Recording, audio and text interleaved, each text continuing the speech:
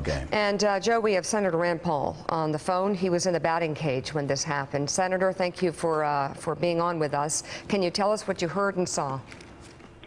Well, I was in the batting cage at the time, and the first shot was sort of an isolated shot. You know, I grew up in the South, and I just thought someone had discharged a shotgun, which isn't that unusual in the South.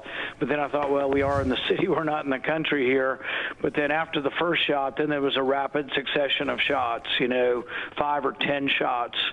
So I'm outside the perimeter. I'm on the right field line, and the batting cage is outside the field. There's about a 10-foot fence between me and the field. And in the field, I see Representative Scalise is shot but moving, and he's trying to drag himself through the dirt out into the outfield.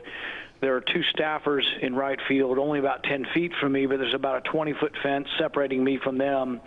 And they were laying down, but then I'm seeing the shots hitting the dirt around them. And they're trying to make a difficult decision. Do we lay here, stay low, and hope he doesn't hit us? And this is a difficult decision, or does the shooter just advance and come closer and shoot you? And so you have to make a decision at some point whether to stay or run. And so one of the staffers scrambled up over the fence. It was probably, like I say, a 15, 20-foot tall fence. He did it in about 2 seconds. I don't think I could have done that. So I'm on the outside of the fence, and he and I are hiding behind a tree. But the gunshots are landing in the dirt in the outfield and around us. But it takes a few minutes to determine. You're not sure where they're coming from. I mean, my instinct was they were coming from the third baseline, and as more shots were fired, we were pretty sure that was, but you're kind of not sure which side of the tree to stand on because you're not sure where the shots are coming from. But everybody seemed to be congregating away from the third baseline behind small buildings in the dugout. The people on the field, unfortunately, didn't have much of a chance because nobody could get to them and they couldn't get to us, and it was a wide open field and just no way to get to people like Scalise until the firing would stop. So at one point, it appeared the gunman was, I think he continued to reload. I probably heard 50, 60 shots. And then finally we heard a response, from the Capitol Hill Police. And we're actually very lucky they were there. They do a great job. These are, brave men and women, and we were really lucky they were there.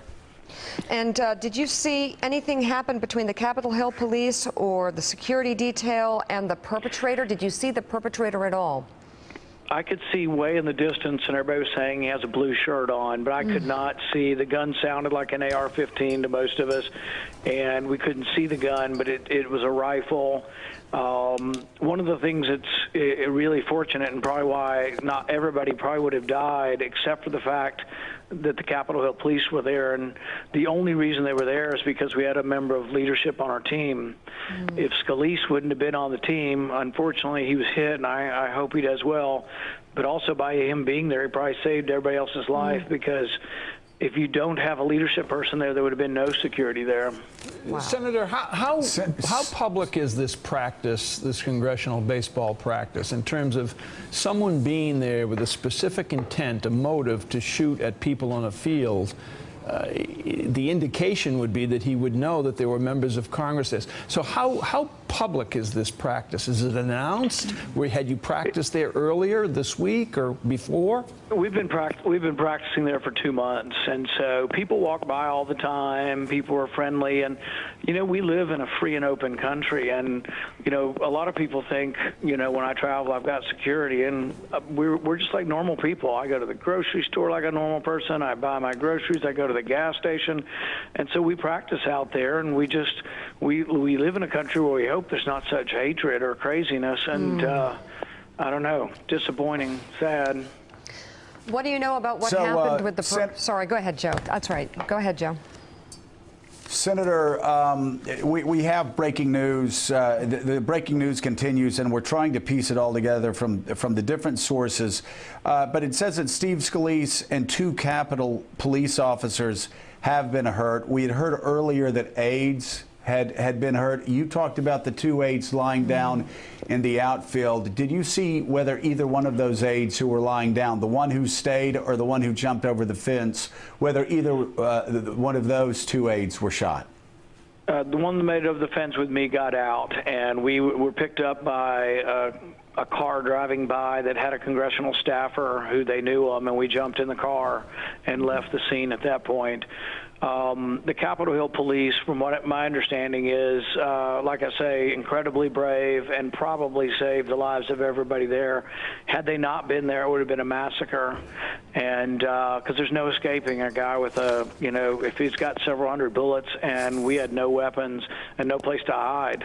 So if he would have advanced on the rest of us, there would have been no chance. The only chance we had was that the shots were returned by the Capitol Hill Police. For what I understand, they both were shot. I hope they're okay. But from what I understand, one was still protecting the scene after being shot. So. Hey there, I'm Chris Hayes from MSNBC. Thanks for watching MSNBC on YouTube. If you want to keep up to date with the videos we're putting out, you can click subscribe just below me or click over on this list to see lots of other great videos.